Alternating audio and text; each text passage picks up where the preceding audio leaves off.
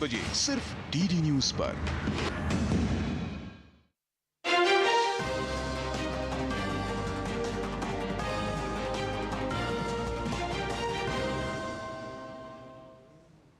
नमस्कार, आप सभी का स्वागत है डीडी न्यूज पर। आपके साथ मैं हूं मुकुल शर्मा। इस वक्त की बड़ी और अहम खबरें आपके साथ साझा करेंगे, लेकिन आइए उससे पहले नजर डालते हैं हेडलाइंस पर। फिर जागा कांग्रेस का चीन प्रेम। सैम पित्रोदा ने चीन को लेकर दिया विवादित बयान। बीजेपी ने साधा निशाना, कहा कांग्रेस पार्टी के चीन के साथ हुए करार का सैम पित्रोदा दिन दहाड़े कर रहे हैं इजहार। इसे भारत की अस्मिता, कूटनीति और भारत की संप्रभुता पर बहुत गहरा आघात बताया।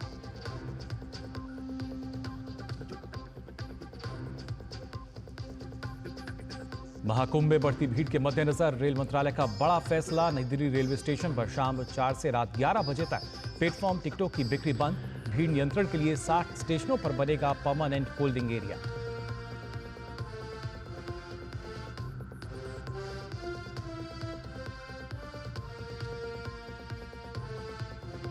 दिल्ली में शपथ ग्रहण की तैयारियों को लेकर भाजपा प्रदेश अध्यक्ष वीरेंद्र सचदेवा ने आज बुलाई बैठक। पार्टी महासचिव विनोद तावड़े और तरुण चुग की मौजूदगी में होगी बातचीत। 19 तारीख को होगी विधायक दल की बैठक।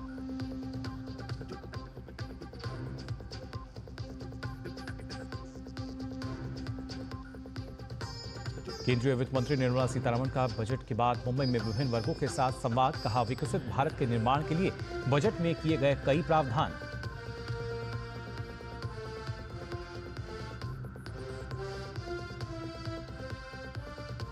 और रूस यूक्रेन संघर्ष को खत्म करने के प्रयासों में सऊदी अरब में होगी अहम वार्ता। यूक्रेन पर आपात शिखर बैठक के लिए पेरिस में यूरोपीय संघ के नेताओं की अहम बैठक।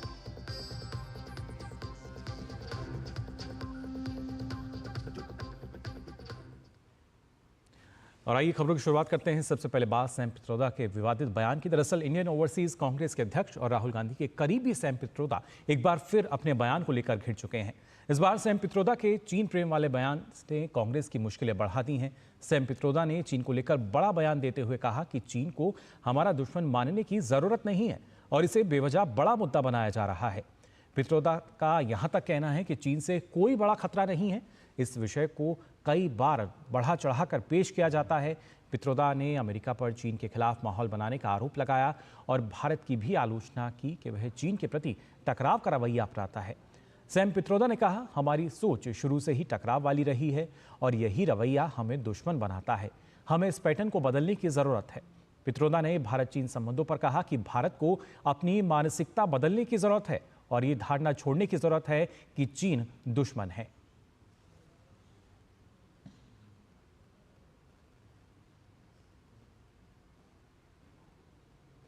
वहीं भाजपा नेता सुधांशु त्रिवेदी ने सैम पित्रोदा के विवादित बयान पर निशाना साधते हुए कहा कि इस तरह के बयान भारत की अस्मिता, कूटनीति और भारत की संप्रभुता पर बहुत बड़ा गहरा आघात हैं। और उन्होंने कहा कि देश के खिलाफ लगातार ऐसे बयान देना कांग्रेस और इनके नेताओं की मानसिकता को दर्शाते हैं। इस प्रकार की बात सैम पित्रोदा जी ने कही है, वो भारत की अस्मिता, भारत की कूटनीति और भारत की संप्रभुता पर बहुत गहरा आघात है। उन्होंने इस प्रकार की बात कही कि चीन के साथ तो किसी प्रकार का विवाद ही नहीं है, जैसे भारत ही अग्रेसर की भूमिका में, यानी आक्रामक मुद्रा लिए हुए। और ये कोई उनका अलग बयान नहीं है। ये ओवरसीज कांग्रेस के चीफ हैं, यानी समुद्र पारी कांग्रेस के प्रमुख हैं। अब समुद्र पार से तो सोरस के सुर भी कांग्रेस के साथ मिलते हुए नजर आते हैं, परंतु यहां पर एक बहुत गंभीर बात है कि जो कुछ सैम पित्रोदा ने कहा है, यह कोई आइसोलेटेड इवेंट नहीं है। इसके साथ ही भाजपा नेता ने कांग्रेस नेता राहुल गांधी के विदेशियों के साथ संबंध और चुनाव में विदेशी फंडिंग पर भी सवाल खड़े किए। उन्होंने आरोप लगाते हुए पूछा कि ऐसी कौन सी शक्तियां हैं जो भारत के चुनाव को प्रभावित करती हैं। आज हम साफ साफ पूछना चाहते हैं कि भारत के इलेक्शन प्रोसेस, जबकि फैक्ट ऑफ द मैटर यह है कि 2020 में आप याद करिए, जब अमेरिका में चुनावी प्रक्रिया को लेकर अनेक प्रकार के प्रश्न उठे थे, तो भारत की चुनावी प्रक्रिया की तारीफ की गई थी कि जो इलेक्शन वोटर सिस्टम हमारे यहाँ है, वोटर आईडी कार्ड वाला, वो उनके यहाँ होना चाहिए। परंतु ये कौन सी शक्तियां हैं जो भारत में इस प्रकार चुनावी प्रक्रिया को प्रभावित करने, परिवर्तित करने या उसके अंदर कोई समस्या उत्पन्न करने के हेतु से आर्थिक अनुदान पाती हुई दिखाई पड़ रही थीं। ये बहुत गहरा संदेह हमारे मन में उत्पन्न होता है। कोई ना कहीं सुधांशु त्रिवेदी घेरते हुए नजर आए कांग्रेस और सैम पित्रोदा को, और साथ ही सैम पित्रोदा के चीन प्रेम वाले बयान पर लगातार अब जो विवाद है वो और बढ़ता हुआ नजर आ रहा है। बीजेपी के राष्ट्रीय प्रवक्ता प्रदीप भंडारी ने सैम पित्रोदा पर हमला बोलते हुए कहा कि राहुल गांधी एक एजेंट हैं जो भारत के हित में नहीं बल्कि चीन के हित में बोलते हैं। उन्होंने सवाल किया कि राहुल गांधी के दाहिने हाथ सैम पित्रोदा हमेशा चीन की तारीफ क्यों करते हैं। राहुल गांधी एक ऐसे एजेंट हैं जो हिंदुस्तान के इंटरेस्ट के बारे में कम बात करते हैं, चीन या जॉर्ज सोरोस के इंटरेस्ट के बारे में ज्यादा बात करते हैं। कांग्रेस पार्टी की हमदर्दी भारत से कम चीन से ज्यादा दर्शाती है। सवाल देश की जनता के सामने राहुल गांधी को यह देने की जरूरत है कि उनके राइट हैंड सैम पित्रोदा हमेशा चीन की तरफदारी क्यों करते हैं, राहुल चीन को इतना बैक क्यों करते हैं।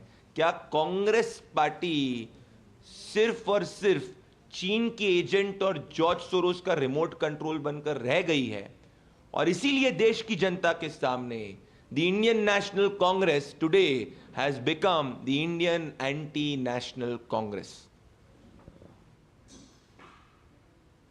तो सैम पित्रोदा जो कि लगातार अपने विवादित बयान के कारण सुर्खियों में रहते हैं और एक बार फिर से कहीं ना कहीं अपने विवादित बयान के बाद घिरते हुए नजर आ रहे हैं, जिसके बाद भाजपा काफ़ी हमलावर है। और इस पर और जानकारी के लिए हमारे संवाददाता शैलेंद्र मिश्र भाजपा मुख्यालय से जुड़ चुके हैं, साथ देवेंद्र रावत भी हमारे साथ जुड़े हुए हैं। शैलेंद्र, पहले आपसे जानना चाहेंगे, जिस तरीके से बीजेपी ने यहाँ निशाना साधा है, कांग्रेस को घेरा है, ना सिर्फ सैम पित्रोदा का जो विवादित बयान है, जिस तरीके से वो कह रहे हैं कि अब हमें अपनी मानसिकता को बदल लेना चाहिए, और उसके साथ साथ कई और भी सवाल यहाँ बीजेपी ने खड़े किए हैं। देखिए मुकुल, चीन प्रेम सिर्फ सैम पित्रोदा से जुड़ा नहीं है, उन तक सीमित नहीं है। अब चीन प्रेम और भारत का विरोध, ये कांग्रेस पार्टी के शीर्ष नेतृत्व तक ये मामला जाता है। आप हाल के तमाम बयानों को देखें, राहुल गांधी जब विदेश जाते हैं वहाँ चीन की तारीफ करते हैं, चीन के आर्थिक विकास के मॉडल को बढ़िया बताते हैं, वहाँ रोजगार बेहतर है ये बताते हैं, जबकि आंकड़े कहते हैं कि वहाँ बेरोजगारी की दर बहुत ज़्यादा है जी। वहाँ रियल एस्टेट कंपनी दिवाला हो रही है, लेकिन जब वो बाहर जाते हैं तो चीन के विकास की तारीफ करते हैं। संसद के अंदर हमने देखा कि जब राष्ट्रपति के भाषण पर चर्चा पर वो बोल रहे थे, कितनी बार उन्होंने चीन का नाम लिया। और उससे अगर थोड़ा बैकग्राउंड में चले जाएं तो कांग्रेस पार्टी का एक आधिकारिक तौर पर करार भी हुआ था चीन की एक पार्टी के साथ, और तब से आरोप गहरा हो गया था कि आखिर ऐसी क्या वजह है कि जब जब कोई भारत और चीन के बीच तुलना की बात आती है तब कांग्रेस पार्टी और उसका शीर्ष नेतृत्व चीन के साथ खड़ा होता है, चीन की तारीफ करता हुआ नजर आता है। और अब तो बीजेपी ये भी कह रही है कि जवाहरलाल नेहरू जो प्रधानमंत्री थे उस वक्त चीन के सेना को चावल देने का काम किया जा रहा था, जबकि चीन तिब्बत में अत्याचार कर रहा था। तो ये पूरा एक इतिहास बीजेपी सामने रख रही है कि कैसे जो भारत विरोधी तत्व हैं उनके साथ कांग्रेस पार्टी के नेता खड़े नजर आते हैं, और चीन प्रेम उनका लगातार दिखाई दे रहा है। तो कोई इकलौता बयान नहीं है आज ये सैम पित्रोदा का, बयानों की एक फेहरिस्त है सैम पित्रोदा की भी, और इससे पहले कांग्रेस के नेता राहुल गांधी और कांग्रेस के तमाम नेताओं की। जी बिल्कुल, और खासतौर से देवेंद्र, अगर देखा जाए जो चीन प्रेम है कांग्रेस का या उसके जो सदस्य हैं उनका, वो छिपा नहीं है, बार बार वो इस तरीके से उजागर हो जाता है। लेकिन यहाँ अगर देखा जाए जो भारत की एकता अखंडता है उसको तोड़ने का जो प्रयास है वो किया जाता है, और उसको लेकर भी बीजेपी ने सवाल खड़े किए हैं कि ऐसी कौन सी शक्तियाँ हैं जो कि ना सिर्फ यहाँ में अराजकता फैलाना चाहती हैं, हमारी जो चुनावी एक व्यवस्था है उसको प्रभावित करना चाहती हैं। देखिए मुकुल, सैम पित्रोदा का जब जिक्र होता है तो उनके बयानों का जो है विवादों से चोली दामन के साथ रहा है। ये आप देखिए, पिछले लोकसभा चुनाव 8 मई को जो है एक बयान आता है, जब ये किसी एक एजेंसी को इंटरव्यू देते हैं, वहाँ पे भारतीयों का वर्गीकरण ये नस्लीय और रंग के आधार पर करते हैं, बहुत बड़ा विवाद होता है। प्रधानमंत्री उसे उन्होंने अपनी रैली में भी उसे जो है वो शामिल किया था। तो सैम पित्रोदा को इस पर जो है अपना इस्तीफा भी देना पड़ा था ऑल इंडिया जो है ओवरसीज कांग्रेस के पद से। लेकिन आप देखिए कि इन पर कार्रवाई होने के बजाय जो है जो अध्यक्ष मल्लिकार्जुन खड़गे उनका इस्तीफा एक्सेप्ट करते हैं, वो करीब 1.5 महीने बाद यानी 27 जून 2024 को उन्हें फिर से वो रिइंस्टेट करते हैं, फिर से उनकी नियुक्ति करते हैं। तो इसमें समझना पड़ेगा कि सैम पित्रोदा आखिर अपने बयानों से जो है वो देते रहते हैं और उन पर कार्रवाई नहीं होती है। और जैसे हमारे मित्र शैलेंद्र भी बता रहे थे थे कि कई विवादित बयान दिए हैं। अभी तो मैंने जिक्र किया था ये नस्लीय भेद पे और भारतीयों का वर्गीकरण करना, उससे पहले बालाकोट के मामले पे हो, राम मंदिर के मुद्दे पर हो, तमाम ऐसे मुद्दे जिसपे देश की जो है आंतरिक जो है राजनीति जो है वो बहुत सेंसिटिव मुद्दे होते हैं, उन पर निर्भर करती है, उस पर वो ऐसा बयान देते हैं जिससे राष्ट्रीय कांग्रेस पार्टी का नेतृत्व, राष्ट्रीय नेतृत्व वो भी उससे इत्तेफाक नहीं रखता है। ऐसे आखिर वजह क्या है? लेकिन इस पे यह देखने वाली बात है कि सबसे करीबी व्यक्ति है, आम कार्यकर्ता नहीं है सैम पित्रोदा। वो राजीव गांधी के जो पूर्व प्रधानमंत्री थे उनके सलाहकार भी थे, गांधी परिवार के बिल्कुल निकटतम है। और शैलेंद्र बता रहे थे जैसे कि लोकसभा चुनाव से पहले राहुल गांधी के यूरोप और अमेरिका दौरे हुए तो उसमें वो उनके साथ भी थे, उस वक्त भी विवाद उठा था। कई गुप्त बैठकें हुई थी राहुल गांधी की जो पब्लिक में सामने नहीं आई, पार्टी ने भी नहीं बताया। ऐसे में सवाल उठता है कि आखिर क्या वजह है। और आप देखिए 2008 में जब बीजिंग ओलंपिक हुआ था उसमें यूपीए 1 की सरकार थी, सोनिया गांधी प्रधानमंत्री, जो मनमोहन सिंह थे वो भी गए हुए थे, लेकिन चीनी कम्युनिस्ट पार्टी ने जो समझौता ज्ञापन किया था वो कांग्रेस पार्टी के साथ किया था और राहुल गांधी ने उस वक्त उस पर हस्ताक्षर किए थे। उस पर भी कोई स्पष्टीकरण नहीं है। हम उसके बाद जब डोकलाम क्राइसिस हुआ था 2017 में, तब राहुल गांधी जो है चीन के जो एम्बेसडर थे उनके साथ जो है चीनी एम्बेसी दिल्ली में जो है डिनर पार्टी कर रहे थे, जबकि जो है डोकलाम में जो है भारत चीन सीमाएं जो है बिल्कुल हिंसक झड़पें हो रही थी और बिल्कुल तनाव बढ़ा हुआ था। ऐसे ही 2020 में भी वो चीनी एम्बेसी में जाते हैं, वहां मुलाकात करते हैं, लेकिन कांग्रेस पार्टी कहीं ना कहीं खुलकर नहीं बताती है कि ये मुलाकातें क्यों हो रही हैं, क्या वजह है। और जब ये इस प्रकार की चीज़ें निकल कर सामने आती हैं, हम देख रहे हैं कि अब अमेरिका के जो स्टेट डिपार्टमेंट है उसने भी कहा है कि $21 मिलियन जो है वो भारत में वोटर टर्नआउट को बढ़ाने के लिए इस्तेमाल किया गया। जॉर्ज सोरोस का फंडिंग के जब पूरी दुनिया में जब सामने आ रही हैं, पर कांग्रेस पार्टी कहीं ना कहीं जो है इन सवालों पर बैकफुट पर नजर आती है। सवालों के जवाब जो है वो कांग्रेस पार्टी के पास नजर नहीं आते हैं। और ऐसे बिल्कुल देवेंद्र, ये तो बीजेपी की तरफ से भी कहा गया कि अभी भी इंतजार है कि इन सवालों के जो जवाब हैं वो मिल पाएं। खासतौर से शैलेंद्र अगर देखा जाए, क्योंकि ना सिर्फ यहाँ जब हम भारत की अखंडता की बात करते हैं, संप्रभुता की बात करते हैं, ऐसे में चीन का गुणगान और लगातार जो उदाहरण है उसके तौर पर चीन के कहीं ना कहीं उसका नाम लेना, बार बार उसके उदाहरण पेश करना, क्योंकि विश्व स्तर पर आज हम देख पा रहे हैं जो हमारे देश की अर्थव्यवस्था है कैसे वो लगातार तेज़ी से बढ़ती जा रही है। और चीनी अर्थव्यवस्था की बात की जाए, जैसा आप जिक्र कर रहे थे कि कहीं ना कहीं रियल एस्टेट सेक्टर की बात की जाए, अर्थव्यवस्था की बात की जाए, चरमराते हुए नजर आई थी। ग्रोथ रेट की भी बात की जाए, हर एक स्तर पर। तो क्या ऐसे में वाकई कुछ इस तरह की शक्तियां हैं जिनका जिक्र बीजेपी ने किया है जो कि हमारे देश में असंतुलन पैदा करना चाहती हैं? जी देखिए मुकुल, दो बातें बहुत स्पष्ट तौर पर मैं कहना चाहता हूं कि जब भी कोई देश तेजी से आगे बढ़ता है, दुनिया की बड़ी शक्ति बनने की ओर आगे बढ़ता है, तो प्रतिस्पर्धा होती है, पड़ोसियों के साथ होती है, बड़ी आर्थिक महाशक्तियों के साथ होती है। भारत ये हमेशा स्पष्ट कर चुका है कि वो पड़ोसियों से बेहतर संबंध चाहता है, लेकिन अपने स्वाभिमान की कीमत पर नहीं। बीजेपी यही कह रही है कि देखिए हम भी चाहते हैं कि पड़ोसियों से बेहतर संबंध हो, लेकिन भारत के हितों की अनदेखी करके नहीं।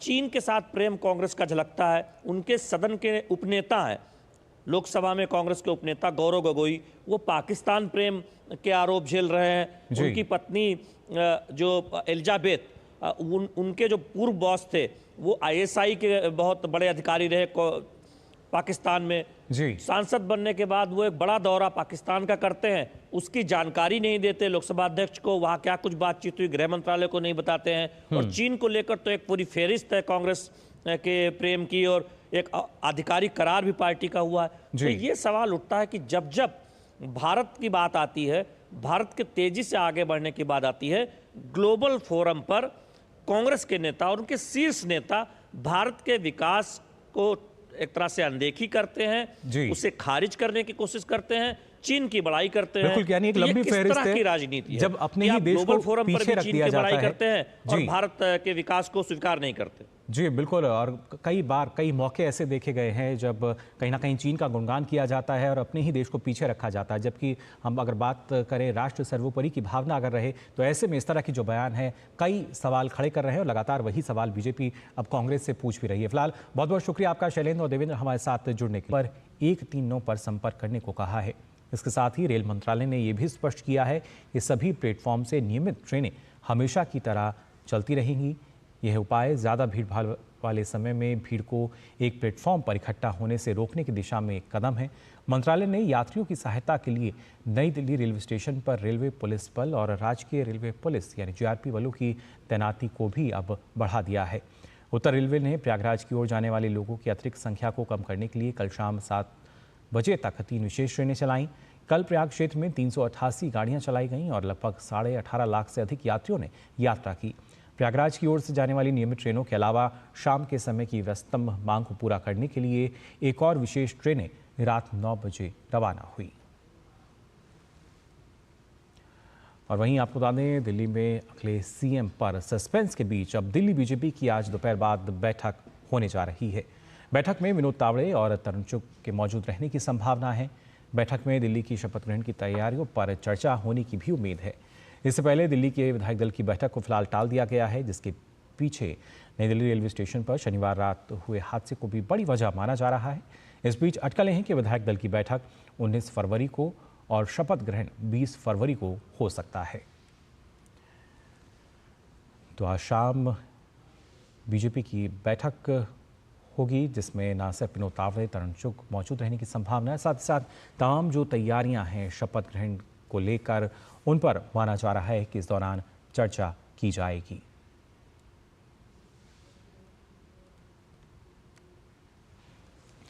केंद्रीय वित्त मंत्री निर्मला सीतारमण ने आज मुंबई में विभिन्न हितधारकों के साथ बैठक की। इस अवसर पर उन्होंने कहा कि इस बार के बजट में पिछले साल की तुलना में 10.2% यानी कि 11.11 लाख करोड़ रुपए की बढ़ोतरी की गई है। This time the capex shown in the budget compared to last year is at least 10.2% more, meaning 11.11 lakh crores was in the July budget, starting from the vote on account budget for the year 24-25. And now, if I add the public sector enterprises' own resources, not from our budget, over 11 lakh of 24-25 has itself gone to 11.21 lakh crores. And with about over 4.5 or 4.8 lakh crores by the public sector and enterprises from their own resources. आपको बता दें, देश में smartphone निर्यात को लेकर एक बड़ी खबर सामने आ रही है। दरअसल केंद्र सरकार की PLI स्कीम से देश में स्मार्टफोन मैन्युफैक्चरिंग को बढ़ावा मिल रहा है। इसके चलते ही वित्त वर्ष 2025 की अगर बात करें तो पिछले 10 महीनों में भारत का स्मार्टफोन निर्यात रिकॉर्ड 1.5 ट्रिलियन रुपए तक पहुंच गया है। एक रिपोर्ट के अनुसार अप्रैल 2024 से जनवरी 2025 के दौरान भारत का स्मार्टफोन निर्यात बढ़कर 1.55 ट्रिलियन रुपए तक पहुंच गया है, जो वित्त वर्ष 2024 में इस अवधि के 991.2 बिलियन रुपए के निर्यात से 56% ज़्यादा है। इस वर्ष जनवरी के आंकड़ों की बात करें तो अकेले जनवरी 2025 में 250 अरब रुपए का अब तक का सबसे अधिक मासिक निर्यात दर्ज किया गया है। जनवरी 2024 की तुलना में ये आंकड़े करीब 140% की वृद्धि दिखा रहे हैं। स्मार्टफोन निर्यात में एप्पल के आईफोन विक्रेताओं का हिस्सा लगभग 70% रहा है। और इसके साथ साथ अप्रैल से जनवरी के दौरान अगर हम निर्यात की बात करें तो ये 7.21% बढ़ा है।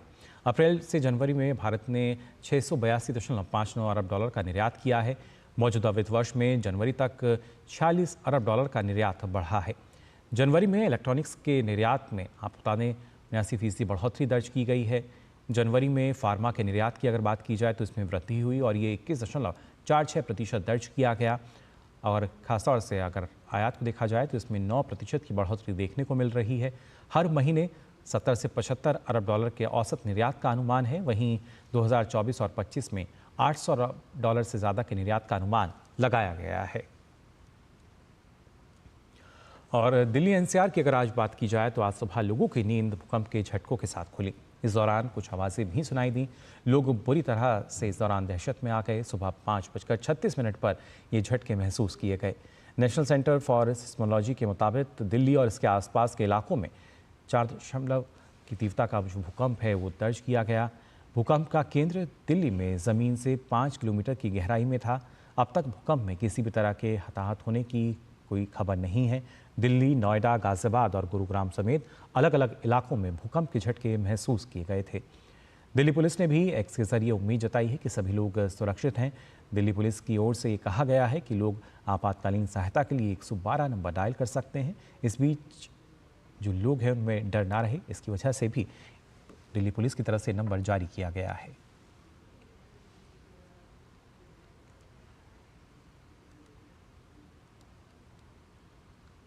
जो अर्थक्वेक हुआ है वो धौला कुआं में हुआ है, जो आपका जो झील पार्क है, और 2007 में 4.6 मैग्नीट्यूड का अर्थक्वेक वहाँ पर हुआ था।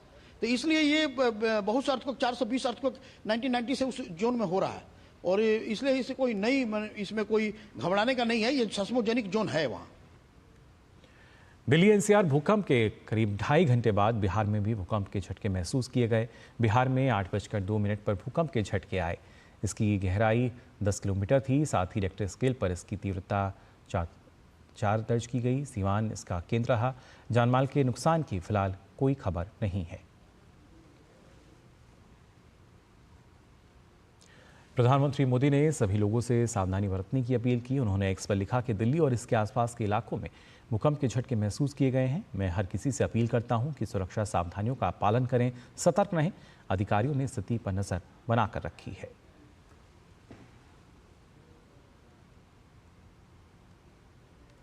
और खबर मध्य प्रदेश से। दरअसल भोपाल गैस त्रासदी के कचरे को मध्य प्रदेश के पीथमपुरा में नष्ट करने के हाईकोर्ट के आदेश के खिलाफ दायर याचिका पर सुप्रीम कोर्ट ने नोटिस जारी किया है। सुप्रीम कोर्ट ने केंद्र सरकार, Madhya Pradesh pollution control board को नोटिस जारी किया है। याचिका में कहा गया है कि इस कचरे से इलाके में विकिरण का खतरा हो सकता है। दरअसल पीथमपुरा में कचरे के निपटान को लेकर विरोध प्रदर्शन जारी है। स्थानीय लोग सरकार से मांग कर रहे हैं कि जहरीले कचरे को यहां जलाने की योजना को पूरी तरीके से रद्द किया जाए। असम राइफल्स और नॉर्थ ईस्ट संगठन सोशल वेलफेयर द्वारा राजधानी दिल्ली में यूनिटी उत्सव का आयोजन किया जा रहा है। पहली बार आयोजित किए जा रहे इस इवेंट में उत्तर पूर्व भारत के सभी राज्यों के 1000 से अधिक छात्र छात्राएं हिस्सा ले रहे हैं। असम राइफल्स के महानिदेशक के मुताबिक खेलों से जुड़कर युवाओं की ऊर्जा को सही दिशा में मोड़ा जा सकता है। जो है वो पूरा एक ज़िंदगी है। You live a life time of 90 minutes on a football field. You experience all emotions and अगर आप स्पोर्ट्स को एम्ब्रेस करते हैं तो आप ज़िंदगी को एम्ब्रेस करते हैं, और उसी के साथ साथ आप अपने देश को और जिस तरह आपकी सोसाइटी है, आपका देश है, उन सबको एम्ब्रेस करते हैं। तो यू बेसिकली आपका नज़रिया बदल जाता है पूरा ज़िंदगी को देखने का। So definitely yes, and youth is the strength of the nation, and what better way rather than to engage them with some creativity, sports और whatever creativity they want to do. तो फिलहाल के लिए इस बुलेटिन में बस इतना ही, लेकिन देश और दुनिया की तमाम खबरों के लिए आप देखते रहिए डीडी न्यूज़। मुझे दीजिए अनुमति। नमस्कार।